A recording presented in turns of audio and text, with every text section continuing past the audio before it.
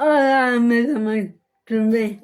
Bom, final do ano está aí batendo em nossas portas.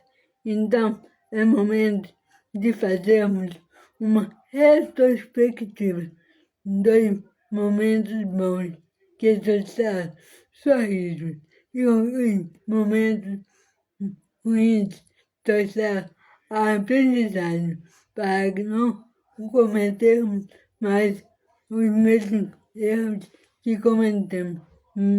Mas devemos mesmo nos apegar nos momentos bons que tivemos ao longo desse ano.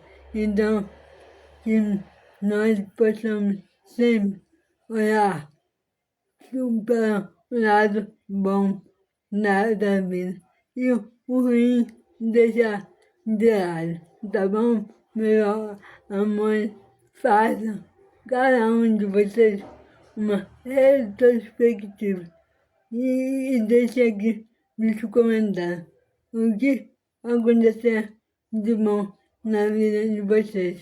Do mais, fique com Deus e até o próximo vídeo. Nunca esquecendo de que lascar o dedo no ouvido para curtir, comentar ou compartilhar. Ajuda essas coisas lindas a crescer aqui na plataforma, pois o meu sucesso depende muito dos dedinhos de vocês.